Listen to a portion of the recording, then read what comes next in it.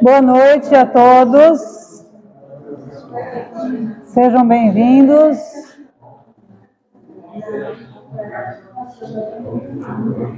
Hoje nós vamos receber o nosso companheiro Nilo, que vai nos falar sobre os laços de família, do capítulo 4 do Evangelho segundo o Espiritismo.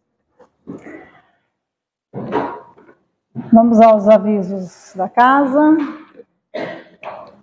Relembrar sobre os nossos estudos. Nas segundas-feiras, sempre às 19h30, nós temos a palestra, os passes, a água fluidificada. Às terças-feiras, o estudo online com a Andréia, o estudo do ESG, o estudo sistematizado da doutrina espírita, às 19h30 também. Quem quiser participar, é só falar com a Andréia, com a Tânia, para acrescentar no grupo. E todas as terças, às 19h30, estaremos lá participando. Às quintas-feiras, temos o estudo aqui, presencial na casa, às 19h30. Nós estamos estudando o Céu e o Inferno, estamos na segunda parte. Um estudo muito interessante, muito bom. Estão todos convidados a participar conosco. No dia 19 de agosto, um sábado, próximo agora, não o próximo agora, sábado agora de agosto, no dia 19, das 14 às 16 horas, lá no Centro Espírita Obreiros do Bem, vai ter o AMO, que é aquele encontro anual das casas espíritas, das 3 casas, que é a nossa casa, o Obreiros e o Centro Espírita Amigos da Luz de Analândia. Quem desejar participar, quem tiver interesse, ali na frente tem uma relação. A gente precisa passar para eles os nomes, as pessoas, para que eles também se organizem quanto à recepção dos convidados, né? O palestrante convidado para esse evento é o Agnaldo Paviani. E o tema é Mereço Ser Feliz, porque não sou. Então, quem tiver interesse, quem desejar participar, é só colocar o nome ali na relação, que esta semana nós temos que passar para eles as pessoas. Depois, se alguém ainda tiver interesse, não tem problema, mas já para eles irem se organizando, tá? Também gostaria de registrar que esse final de semana nós tivemos em Guaxupé, lá na comunidade Chico Xavier, no encontro, Amigos de Chico Xavier, que era o 12º encontro, e foi muito, mas muito bom mesmo. O tema do encontro era Imortalidade da Alma. Foram palestras, assim, muito interessantes, muito instrutivas. Encontro com amigos, foi um encontro realmente maravilhoso. Então, a gente registra nossa gratidão pela oportunidade de participar.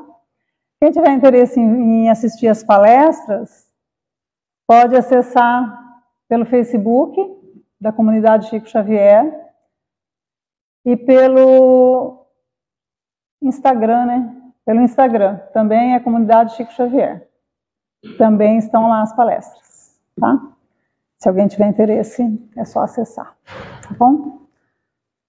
Então, vamos fazer a nossa prece, agradecendo sempre a Deus, nosso Pai, nosso Criador,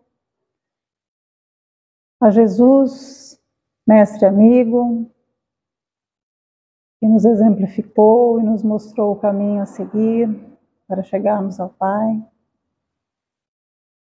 Agradecer pela oportunidade de estarmos hoje aqui reunidos para mais uma instrução, mais uma lição do Evangelho, pedindo a esse Deus de amor, a Jesus, nosso Mestre, aos Espíritos amigos, que nos auxiliem na compreensão da mensagem, que possamos estar sempre conectados com essa espiritualidade amiga, para compreender estas lições que nos são trazidas, para compreendendo a gente poder ir colocando em prática no nosso dia a dia, melhorando a nossa caminhada, melhorando e facilitando os nossos caminhos em direção a Jesus, em direção ao Pai.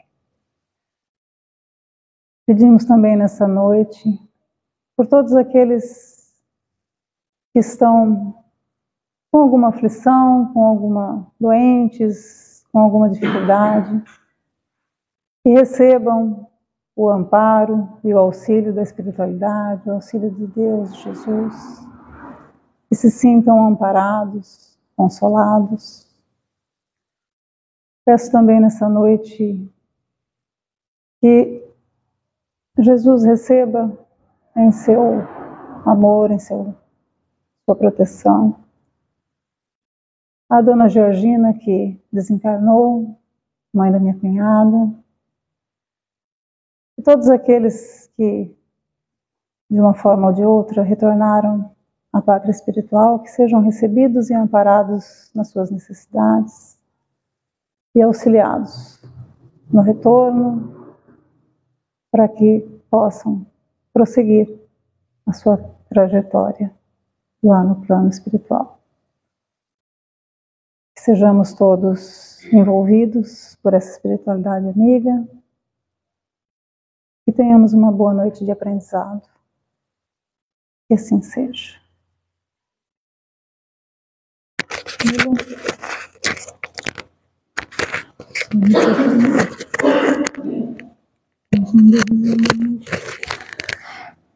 Bem comigo. Boa noite a todos.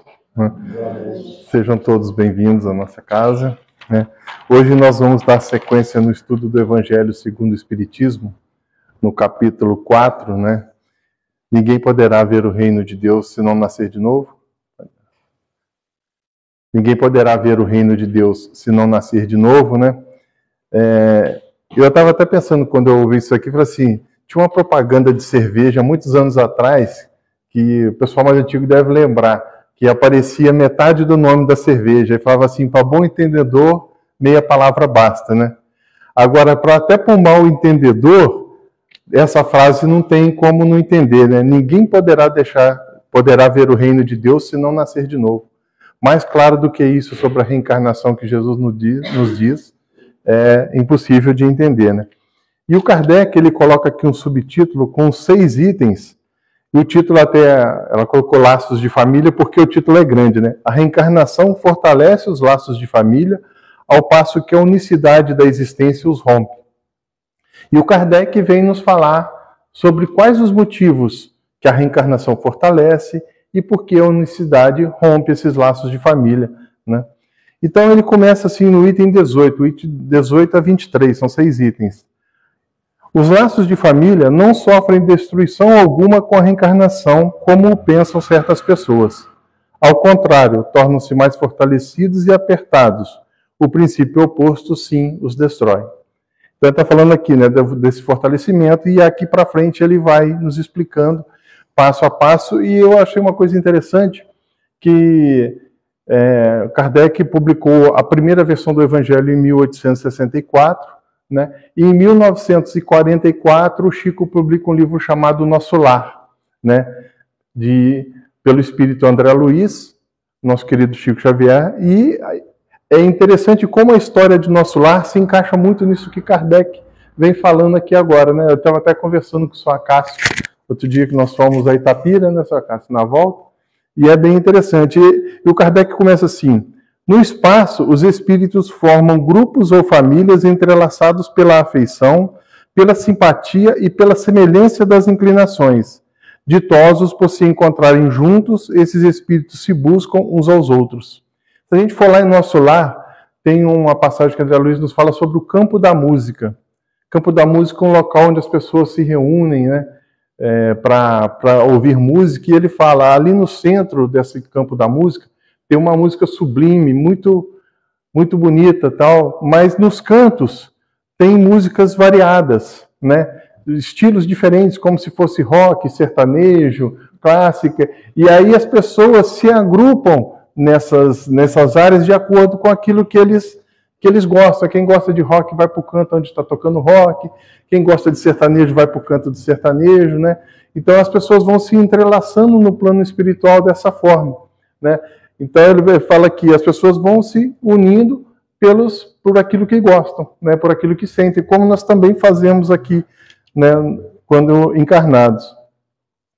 A encarnação apenas momentaneamente os separa, porquanto, ao regressarem à reticidade, novamente se reúnem com amigos que voltam de uma viagem. É como se nós aqui fizéssemos uma viagem e depois nós voltamos, reencontramos os amigos, as pessoas que convivem conosco, a nossa família, né? Então é mais ou menos essa colocação. Muitas vezes, até uns seguem a outros na encarnação, vindo aqui reunir-se numa mesma família ou no mesmo círculo, a fim de trabalharem juntos pelo seu mútuo adiantamento. Lá em nosso lar, quando o André Luiz é levado pelo meu branco Clarencio, né, resgatado lá no umbral, ministro Clarencio, é levado lá para as câmaras de retificação e fica ali. E tem um enfermeiro lá, Lísias, que, né, que ele conhece, e depois, quando ele está em condições de sair, o Lísias o leva para sua casa, apresenta para sua mãe e o convida para morar na casa ali com a dona Laura e o Lísias, né? E uma coisa interessante, a dona Laura fala para ele, quando o Lísias sai para ir encontrar com a noiva no campo da música lá e mais alguns amigos, o André Luiz ainda não tinha condições de ir, ele fica ali, e ela fala porque ela está se preparando para reencarnar. Ela está aguardando só o retorno de uma filha dela que está encarnada, que é mãe da neta dela que desencarnou e está lá na casa, né? Que por condições, talvez ela não tivesse ali, mas a neta, por alguns problemas ainda, mas como a família tinha muito mérito, teve um outro ministro que autorizou que ela ficasse na casa, porque sabia que a dona Laura ia cuidar. E ela estava aguardando o retorno da mãe dela, que se chamava Teresa, que era filha da dona Laura, né? E aí então ela partiria para reencarnar, porque essa Teresa voltaria já com uma boa qualificação e poderia tomar conta da filha dela, no caso, a Heloísa, né? E aí ela fala que ela está ali se preparando, aguardando só esse retorno. E quando a filha retorna, desencarna e volta para o lar, aí tem um capítulo chamado Culto Familiar, né, onde eles vão fazer um encontro com o marido, o futuro marido, que é o ex-marido da dona Laura. Ele foi marido dela na vida anterior, né? Ele se chamava Ricardo, desencarnou, agora estava chamando Ricardo, não sei, na vida anterior.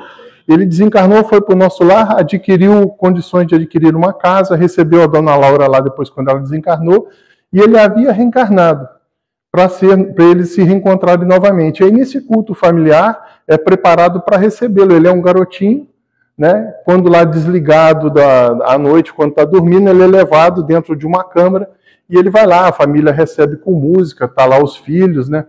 E aí ele fala, né, que eles vão, a mãe vai reencarnar, a dona Laura vai passar pelo processo de reencarne, eles vão se casar e vão receber de novo os mesmos 4 filhos. O Lísias, a Yolanda, Judite e Teresa. Ou seja, é uma família que viveu aqui na Terra, foi para o plano espiritual, continuou junta e vai voltaria a encarnar e ficariam juntos novamente, ali nesse desenvolvimento junto, né, essa família. Então o Kardec coloca aqui, lá a gente vê um exemplo disso, de como que às vezes a consanguinidade vai e volta na mesma situação, né? Muitas vezes até uns seguem a outros na encarnação, vindo aqui reunir-se numa mesma família, no mesmo ciclo de adiantamento. Se uns encarnam e outros não, nem por isso deixam de estar unidos pelo pensamento. Uns encarnando, os outros que ficam lá, ficam zelando pelo pensamento, aqueles, né, cuidam daqueles que estão aqui, e quando há o desprendimento na hora do sono, né, muitas vezes há esses encontros com aqueles que estão no plano espiritual.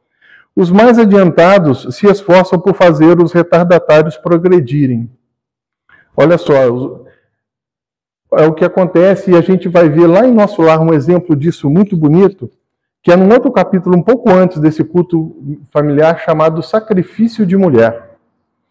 Né? Um capítulo interessante, onde a mãe do André Luiz encontra com ele, já havia encontrado com ele algumas vezes, e vai até ele e fala assim, André, eu vou me reencarnar novamente. Aí ela, por quê? É porque o seu pai, que está no Vale das Trevas, até então ela não tinha falado para ele, que ele perguntava do pai, e ela falava que o pai dele não tinha condições. Fala assim, está no Vale das Trevas, ele leva aquele susto, o Vale das Trevas? Ele falou, Ele falou, mas é pior do que onde eu estava? Sim, é pior do que onde você estava. Ele falou, seu pai, por ter sido um comerciante, que nunca teve a bondade, o coração voltado para ninguém, ele foi parar no Vale das Trevas. E lá ele vive com duas mulheres que vivem agarradas a ele, que foram amantes dele, quando ele estava na última encarnação. E eu tenho tentado ajudá-lo e não tenho conseguido, porque nós não conseguimos chegar até ele. E por esses dias ele foi visto na Terra sem essas duas mulheres à sua volta, sozinho. Então ele foi resgatado e foi colocado para reencarnar. Olha só, uma reencarnação compulsória. Para quem fala aí, o Emmanuel, né, até nos fala muito sobre esse processo de reencarnação, que basicamente todos nós participamos em alguma coisa da nossa reencarnação, mas que existem as reencarnações compulsórias. Ou seja, ele foi resgatado e colocado sem a menor noção de preparação dele. Ele não foi preparado, ele não participou de nada. Aí ele foi colocado. Aí ele fala assim, então eu vou reencarnar para encontrar com seu pai novamente. Ela fala assim, poxa, mas você não poderia ajudá-lo daqui? Aí ela fala assim, até poderia. Ele falou assim, mas André, me fala uma coisa. Se você encontrasse seu pai agora, no Vale das Trevas, o que você faria? Aí ele fala assim, eu faria tudo o que eu pudesse para resgatá-lo. Ela falou, é exatamente o que eu estou fazendo. Né? Aí ela falou assim, eu conversei com os superiores do plano onde eu vivo, que ela vivia num plano superior ao nosso lar, e eles falaram que a melhor forma de eu ajudar o Laerte, que era o pai do Kardec, é reencarnando e vivendo com ele de novo e auxiliando ele a se recuperar. Né? Então, ali, o sacrifício de mulher, ela vai se sacrificar numa reencarnação para poder receber o marido, né, novamente para tentar ajudá-lo. E aí o André pergunta assim, mas e as duas mulheres que o acompanhavam? Aí ela fala assim, no futuro eu as receberei como minhas filhas. Ou seja, os laços carnais vão acabar se tornando laços espirituais. Porque uma vez recebida uma mãe nessa condição evolutiva, jamais vai abandonar aqueles dois seres ao acaso depois. Vai continuar cuidando, vai se tornar parte da família espiritual. Vai começar ali como uma família consanguínea e vai a partir dali ser uma família espiritual. Então esse é um outro ponto que ele coloca. E aí o Kardec coloca que o espírito, cada vez menos preso à matéria, mais viva se lhes torna a afeição recíproca, pela mesma razão de que mais depurada não tem a perturbá-la o egoísmo, nem as sombras das paixões. À medida que o espírito vai evoluindo, já não há mais a perturbação do egoísmo, nem a sombra das paixões. A gente pode ver isso claramente na mãe do André. É uma coisa interessante, eu tentei procurar e não achei. Alguém sabe qual é o nome da mãe do André Luiz? Porque no livro só fala mãe do André o tempo todo, eu não falo o nome dela. Né? Não sei porquê, não sei se alguém já viu lá, só fala, né? E ela ali nesse mesmo caso que vem acontecer aqui, ela está livre do egoísmo e das paixões. Se ela tivesse perturbada com as paixões ou se preocupasse com isso, ela jamais iria receber as duas mulheres como filha, né? Que foram amantes dele. Ela não estava se importando com aquilo ali, o que se importava para ela é o amor pelo marido dela, né? Independente dos erros que ele possa ter cometido, ela sabe que num determinado momento da evolução tudo isso vai se passar, à medida em que nós formos evoluindo. À medida que atingirmos um patamar de evolução tal, isso não vai mais nos perturbar, não vai mais causar problemas. Está bem visto aqui que se trata de afeição de alma para alma, única que sobrevive à destruição do corpo. Se a gente for ver a dela, por exemplo, a afeição é de alma para alma. Não é questão de orgulho de mulher, né? É um amor de alma para alma. Porquanto os seres que neste mundo se unem apenas pelos sentidos, nenhum motivo têm para se procurarem no mundo dos espíritos. Se a união foi apenas através dos sentidos físicos, da parte material, não tem nada que os una, que os faça procurar um ao outro no plano espiritual. Duráveis somente são as afeições espirituais, né? O amor, né? A abnegação, a fraternidade, né? Tudo isso são, né? A dignidade, são elementos do espírito, né? Que ele leva com ele. As de natureza carnal se extinguem com a causa que lhes deu origem, né? Se alguém se une por causa de dinheiro, por causa de posição social, né? Porque quer entrar na sociedade, porque a pessoa tem dinheiro, né? Porque a pessoa é bonita, olha, a mulher é bonita, o homem é bonito, isso, né? Como é que fica nessa situação no plano espiritual? É uma coisa interessante, assim, mas no plano espiritual a gente não leva, por acaso, a nossa afeição, né, de quando encarnados? Né? Normalmente, sim, nós levamos a afeição da última encarnação. Podemos apresentar com outra anterior, para alguém que nos tenha conhecido de outra forma, mas ficamos com a última afeição. Só que lá no plano espiritual, o que distingue a beleza de um e do outro não é a aparência física, é a luminosidade. É a luz interior de cada um. Né? Então, não adianta ter a afeição bonita e não tiver a luz, não vai brilhar. Né? O outro pode ser a aparência, no geral pode ser a luz ofusca, né? O brilho da luz ofusca. Né? Então é essa parte que ele não vai levar. Ora, semelhante causa não subsiste no mundo dos espíritos, enquanto a alma existe sempre. Isso ele não vai levar para lá, né? Dinheiro, nem status. No que concerne às pessoas que se unem exclusivamente por motivo de interesse, essas nada realmente são umas para as outras. A morte as separa na terra e no céu. Né? Se for um interesse apenas material na terra, vai separar aqui e vai separar lá. Né? No item 19, Kardec nos coloca: a união e a afeição que existem entre as pessoas parentes são um índice de simpatia anterior que as aproximou. Um índice de simpatia entre as pessoas de uma mesma família, porque já vem de vidas passadas. E aí ele coloca uma coisa interessante. Daí vem que, falando-se de alguém cujo caráter, gostos e pendores nenhuma semelhança apresentam com os de seus parentes mais próximos, se costuma dizer que ela não é da família. Dizendo-se isso, enuncia-se uma verdade mais profunda do que se supõe. Eu vou falar que é a história da ovelha negra da família, que não tem nada a ver, e muitas vezes não tem nada a ver mesmo. E aí ele coloca, mas por que Deus permite isso então? Não é que Deus permite, Deus faz isso. Coloca pessoas de uma condição difícil no meio de uma família boa. Vai lá, e aí são duas provas, né? Dois testes. Uma para a família provar que ela, né, pode melhorar, que ela pode trabalhar, que não precisa estar tudo harmonioso, que ela pode ter alguém diferente ali e ela pode ajudar essa pessoa. E o outro para progredir.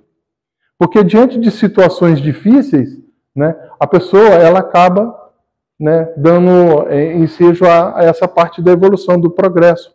Uma pessoa com uma índole ruim, no meio de um monte de pessoa boa, que acaba só fazendo bem, ela vai se sentindo constrangida, ela vai vendo as boas atitudes, os bons exemplos, e aí ela vai se modificando.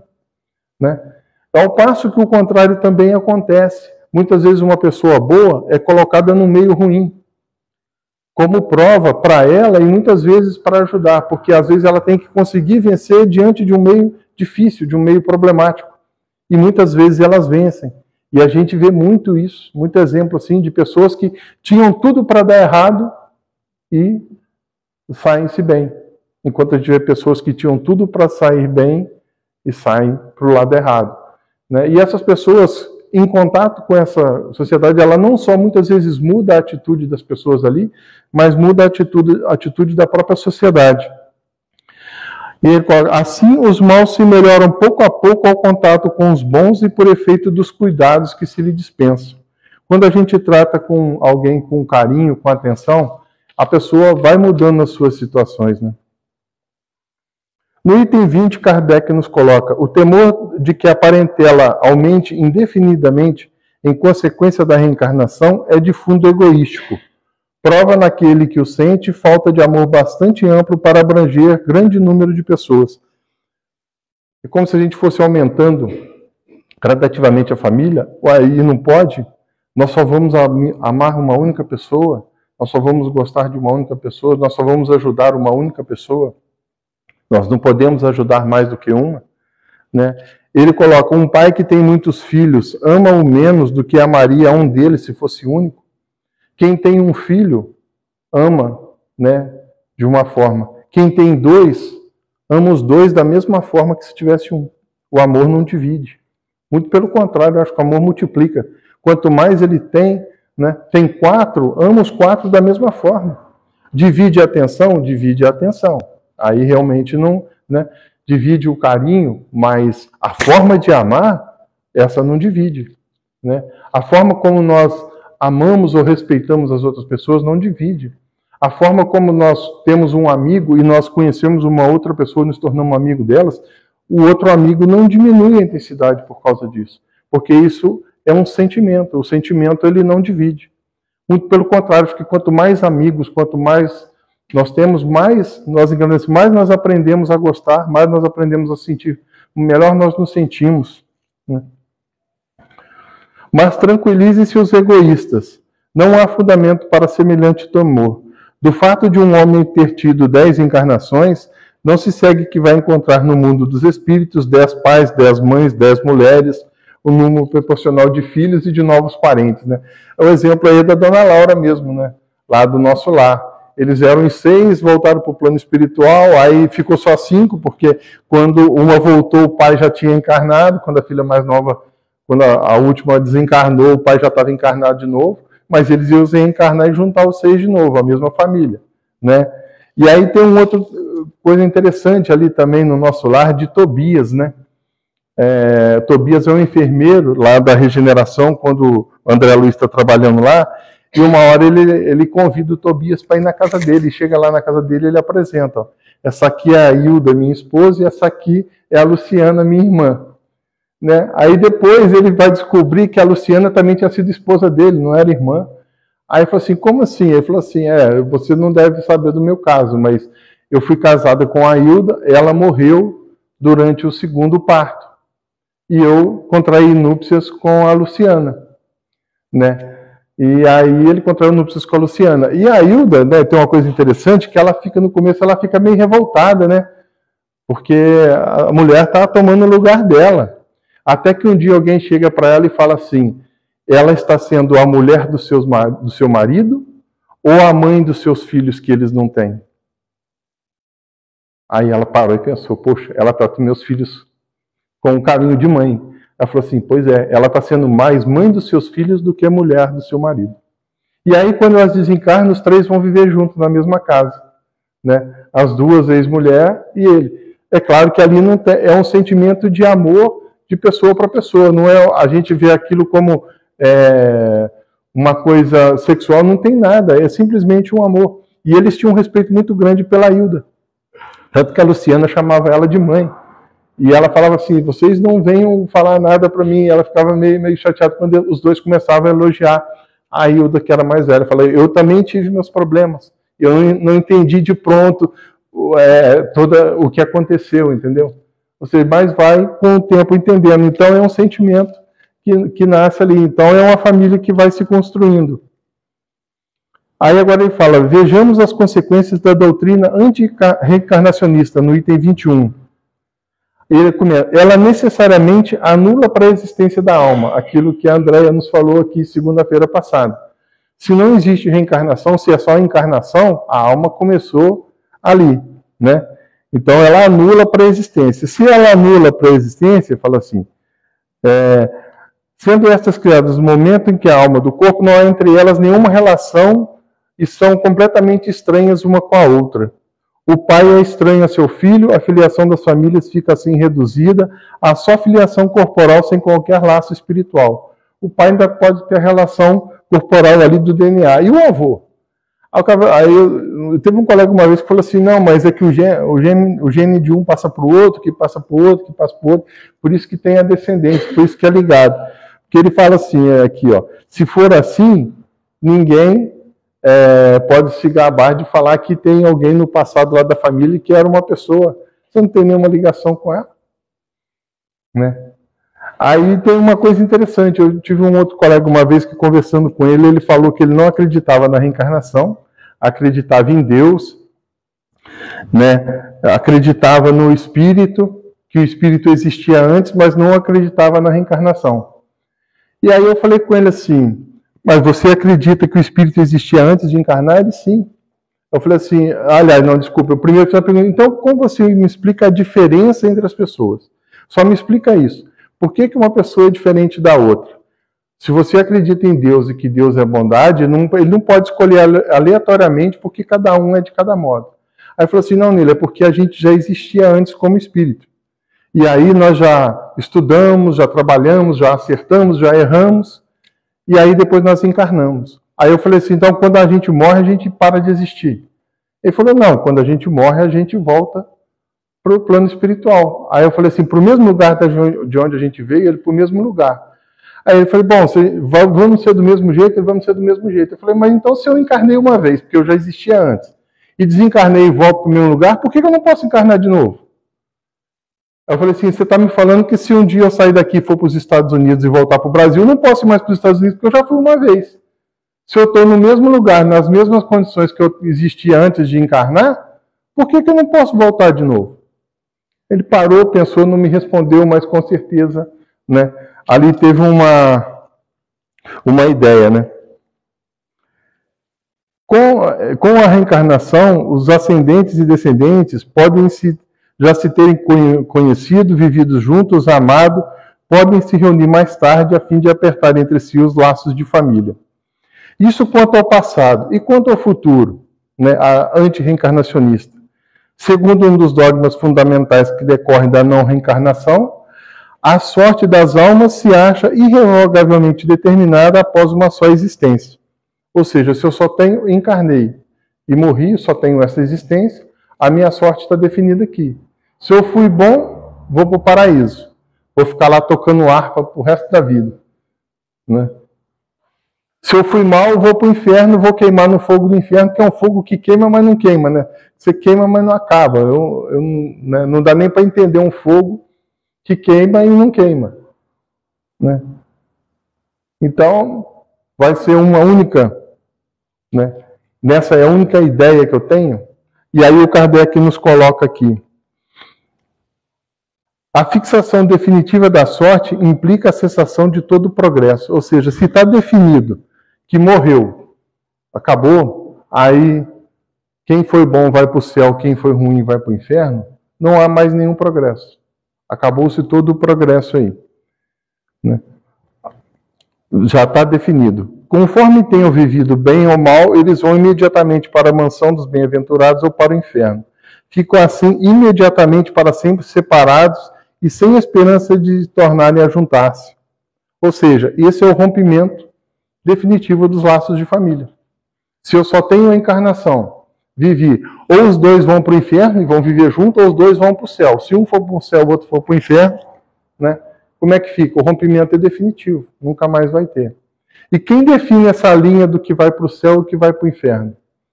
Ela fala assim, ó, só vai para o inferno, para o céu quem nunca errou. Então vai todo mundo para o inferno, né? Quem falar que nunca errou, está errando aí, já está cometendo um erro aí. Então ou vai viver todo mundo no inferno, ou vai ter que ter uma linha demarcatória. E como é que fica essa linha? Vamos supor que seja uma média 5. Quem está com 4,99 não vai para o inferno, igual que tirou 0. E quem tirou 5 vai se dar bem igual que tirou 10. Né? Então é meio complicado a gente achar que uma coisa pode ser definida dessa única forma. Né? Dessa forma, pais, mães e filhos, maridos e mulheres, irmãos e irmãs e amigos jamais podem estar certos de se verem novamente. É a ruptura absoluta dos laços de família. Rompeu-se de vez o laço de família. Aí ele coloca, com a reencarnação, o progresso a que dá lugar, todos os que se amaram tornam-se a reencontrar na terra e no espaço, e juntos gravitam para Deus. Se alguns fraquejam no caminho, esses retardam o seu adiantamento e a sua felicidade, mas não há para eles perda de toda a esperança. Se nós olharmos aqui, por exemplo, voltar lá para nosso lar, André Luiz falhou no caminho dele. Ele ficou 8 anos lá no umbral, né? Tem uma coisa interessante, né, que quando ele está conversando com o Lísias lá a respeito do que está acontecendo, e ele queria ver a família dele, o Lísias fala para ele, falou assim, talvez você não saiba, mas você ficou 8 anos lá no umbral. Você não foi para lá ontem, não. Né? Então aí ele já toma um susto, né? Pô, 8 anos eu fiquei lá, e não tinha a menor noção do tempo que ele ficou lá. Uma coisa tão igual que você perde a noção do tempo. Ajudados, encorajados e amparados pelos que os amam, um dia sairão do lodaçal em que se enterraram. Aí nós vamos lá para o pai do André Luiz de Laerte, que se atolou no lodaçal no Vale das Trevas, pior do que o umbral. Tanto que ele desencarnou muito antes do pai, e o André Luiz, quando estava trabalhando nas câmaras de retificação, ele ainda estava lá no Vale das Trevas, nem para o umbral ele não tinha subido. Imagine há quanto tempo, ele não fala, mas ele desencarnou bem antes do André Luiz e estava lá no Vale das Trevas. E aí vem a mãe dele ajudar, né, socorrer, dar a ele também uma esperança, né, no futuro. Né? Então, a ajuda de Deus vem para todos, de uma forma ou de outra. Ainda que compulsoriamente, né, ele foi ali colocado para reencarnar, para poder esquecer no passado e tentar começar de novo. Com a reencarnação, finalmente, há perpétua solidariedade entre os encarnados e desencarnados. E daí o estreitamento dos laços de afeição.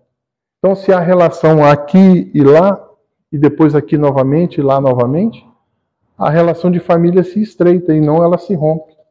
Né? Não é que eu vou ter muitos parentes. Toda a humanidade, né? Todos nós somos filhos de Deus. Nós vamos um dia encontrar todos os filhos de Deus?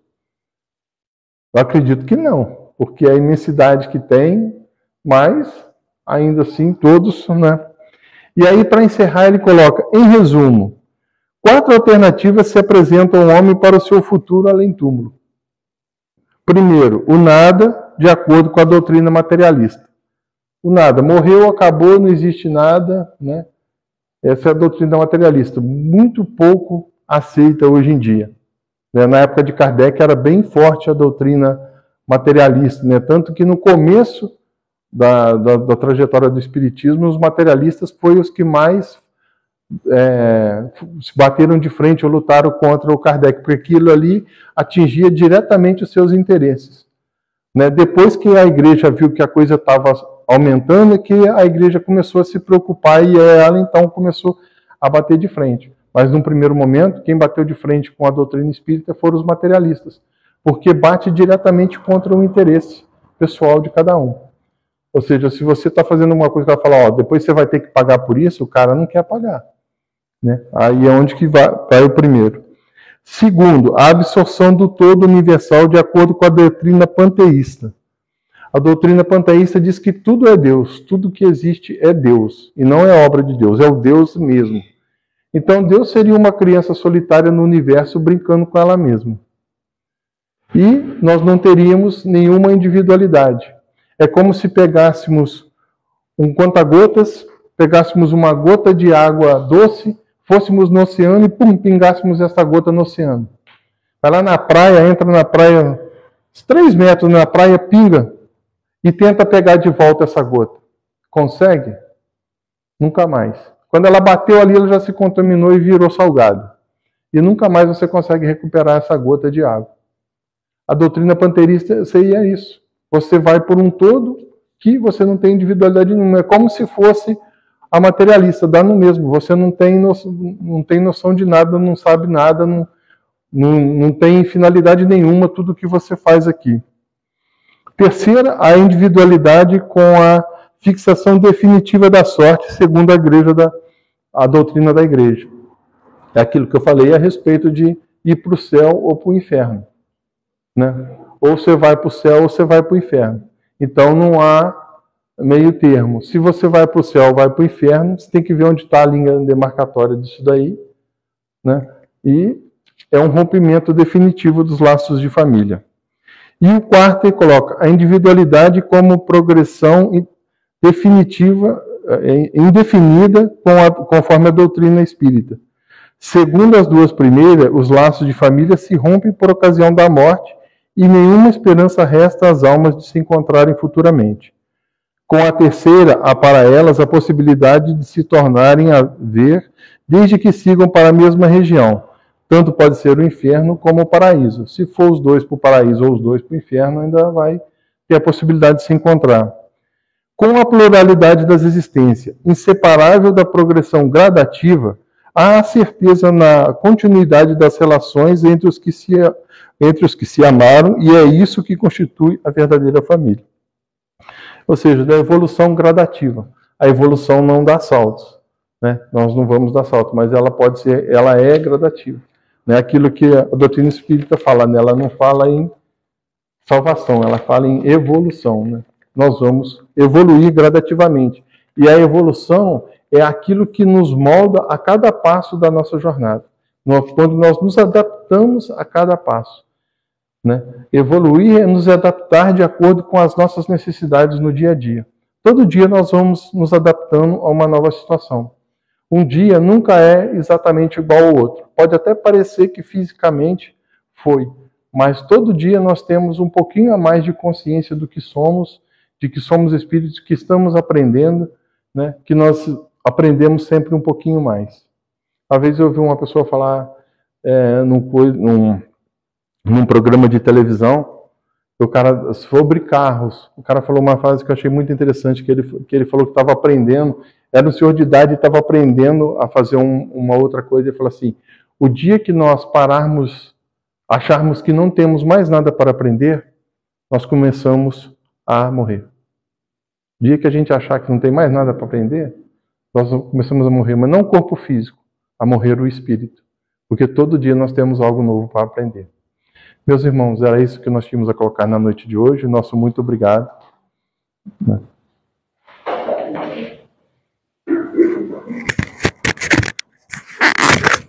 Opa, cuidado. Obrigado,